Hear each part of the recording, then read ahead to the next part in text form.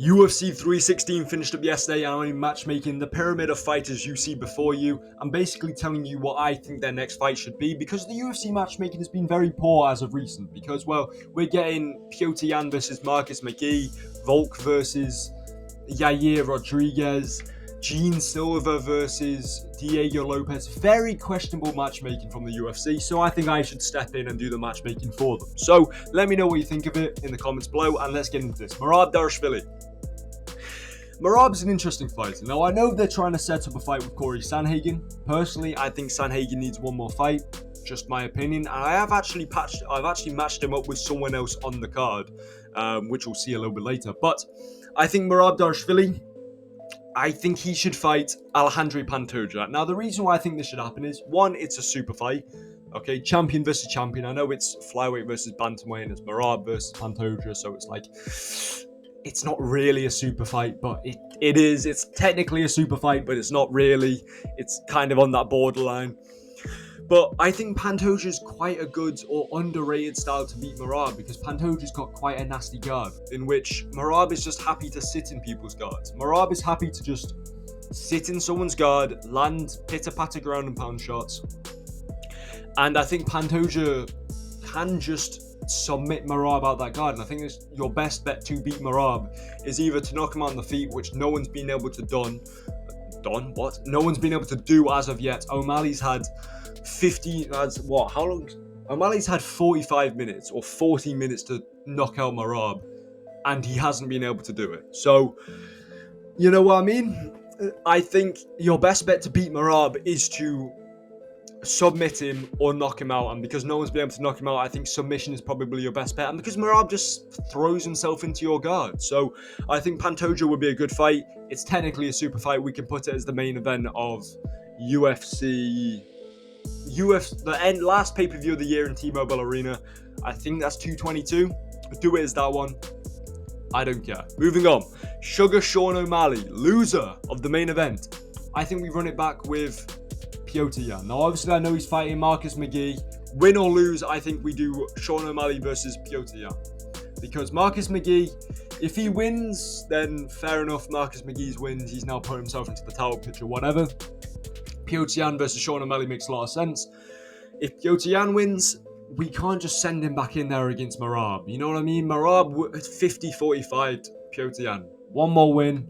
Send him in there against O'Malley. We want to see the O'Malley rematch anyway, because it was a close fight to begin with. A lot of people say Jan should have won that fight.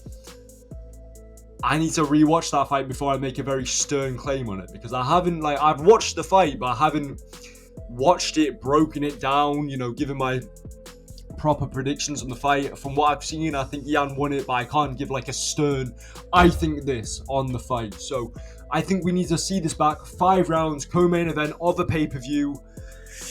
Probably O'Malley's going to want some time off because, well, he's just lost back-to-back 2 times in a row to Merab Dvalishvili. So that's enough to, it's enough to annoy quite a lot of people. But he's probably going to want to come back like next year, International Fight Week, which is insane. That's a year layoff. Get him in there against Piotr Jan. Rematch, co-main event, 5 rounds. I want to see that. Moving on, Mario Batista. Mario Batista getting a lot of hate, and this is where Corey Sandhagen fits in. Now, before anyone comes along and starts yapping and saying this is terrible matchmaking, hear me out. We want Corey Sandhagen to fight Merab. Mario Batista and Merab have very similar styles, in which Mario Batista has good cardio. Mario Batista is a wrestler at base. Mario Batista bases a lot of what he does off what Merab does. Okay, we saw that in the Aldo fight. Corey Sandhagen, if he wants to fight Merab for the title, first things first, I think he needs another win. I know he lost to Umar, and I know that's technically Umar's too good for the division, or not too good for the division, but Umar's very good and whatnot, what have you. I think if Corey Sandhagen gets one more win over Mario Batista, it's a perfect training camp and the perfect, like Bilal Muhammad is the perfect, stepping stone for JDM to fight Islam Makhachev. Like, it's the perfect training camp. It's the perfect step up for him. Mario Batista is to Corey Sandhagen what Bilal Muhammad is to Jack Della Maddalena, if that makes sense. So I think Mario Batista is the perfect training camp for Corey Sandhagen to prepare for the Merab fight. And I think if If he can't get past Mario Batista, he's gonna get mauled by Merab. You know what I mean? So I think if Sanhagen gets past Mario Batista pretty easily, which I think he will, I think he'll get past Mario Batista. We run him against Merab, and then it makes it a better fight because he succeeded against that style. You know what I'm trying to say? That's my thinking behind it. Anyway, that's one of the most controversial ones in here. But moving on, Joshua Van. A lot of the flyweight division's been matched up, to be fair. So if I look at the flyweight division at the moment, we don't exactly want Joshua Van to fight below him. He's probably going to slot in at maybe 10th, 12th, maybe 11th. Ulanbekov's matched up. Usyk's matched up. Almabiev's matched up. Perez is matched up. Cap's matched up. Tyra's matched up. Kara France is matched up. Albazi's matched up. Moreno isn't. And Royval is. And then Pantoja is. So, and because I like Joshua Van and I want to give him a jump up, I think UFC Noche, Brandon Moreno versus Joshua Van, 5-round co-main event. We're probably not going to see Lopez versus Yair. I think this 5-round co-main event, or even put it as the main event, I don't even care. Don't even need to have a belt on the line, bro. You know what I mean? Why do we have to give Mexicans preferential treatment? If you don't have a champion or a contender from Mexico, don't go to Mexico for a pay-per-view. It's simple as that. Doesn't really. We had a fight night in Mexico earlier on the year anyway. Why are we going there for a second time when we don't even have a champion or even a worthy contender from Mexico? What are we doing? Regardless, I think this is a fun fight. Who do I pick to win here? Joshua Van's good, man. I think Joshua Van beats Moreno. I think he's got his boxing's too good for Moreno. Moreno will probably eat up that leg kick. Plus, we don't really know what Joshua Van will look like over 5 rounds.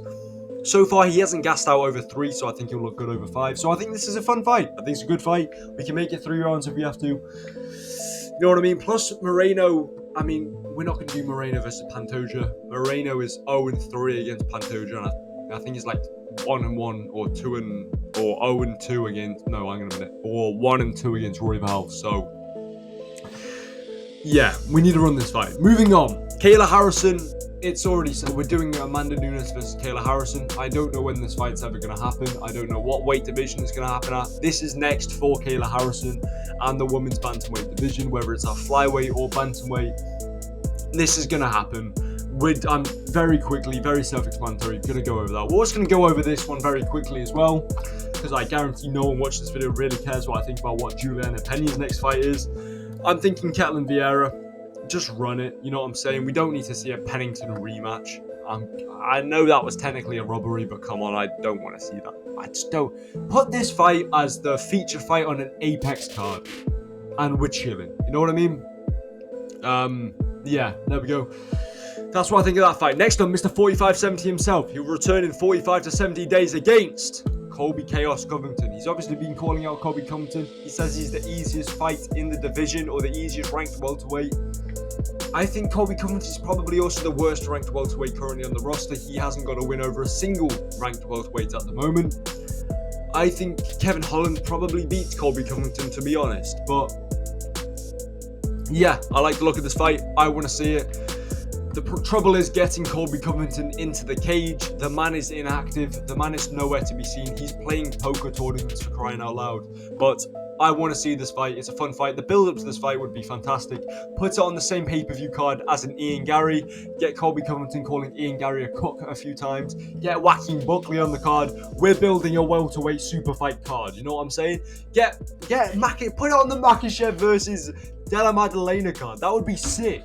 We get Kevin Holland, Colby Covington, Makhachev, JDM, not Usman, what am I talking about? Ian Machado Gary, Joaquin Buckley, all on the same card, chatting shit to each other, all inside the same division. That would be cinema. I would want to see that, but I want to see this fight first. At the bare minimum, get me Kevin Holland and Colby Covington on the same card as Ian Machado Gary. Moving on, Patchy Mix. C3PO is his code name now. He's not, what's his fight name anyway? What's Patchy Mix's fight name?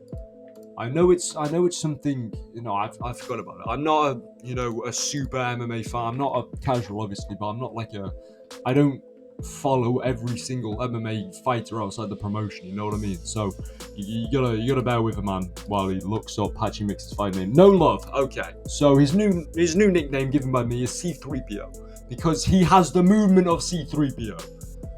This man is moving like a B1 battle droid or a B2 super battle droid. No head movement whatsoever. His only head movement during that fight was Mario Batista stinging his head back with a 1-2. Terrible fight.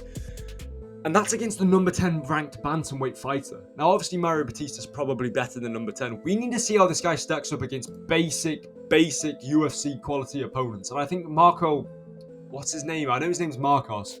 I forgot his first name. He just got fraud checked. Boring our fight. We want to see how this guy, stacks up against unranked quality opponents or like barely ranked quality opponents. And if he doesn't win this fight, he probably shouldn't be here. If we're going to be honest, I know people like Patchy Mix, but if he can't beat like bare minimum fighters, he probably shouldn't be here. And he got schooled by Mario Batista completely. With no movement at all. He looked very stiff. He just there's no fluid, like fluidity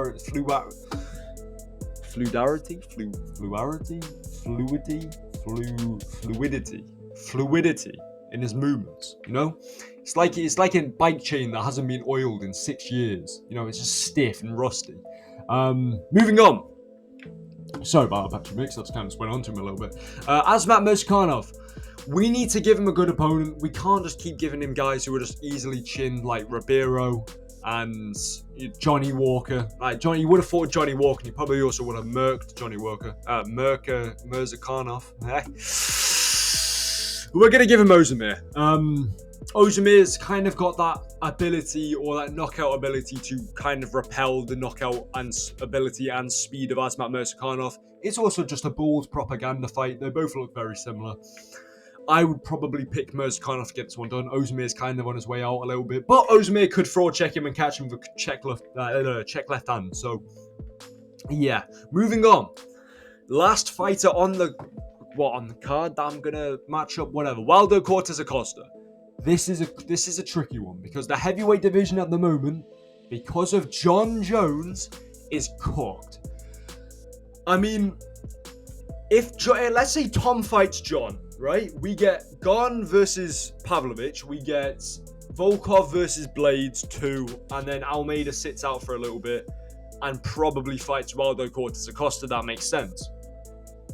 If they strip John Jones and they do Tom versus Gon, we then get Volkov versus Blade stays the same, Pavlovich versus Almeida, and then I think we get Waldo Cortez Acosta versus Marcin Tybura. He can defend his number 7 spot against Marcin Tybura. I think Marcin Tybura probably beats him. I don't know how Waldo Cortez Acosta has managed to make his way into the top 7 ranked welterweights. Not welterweights, heavyweights. Insane. If he was a welterweight, if he's top 7 ranked welterweight in the world, the welterweight division has been evaporated and finished for years. But yeah, let me know what you think of my matchmaking in the comments below. I'm losing my voice and I'll see you in the next video. Goodbye.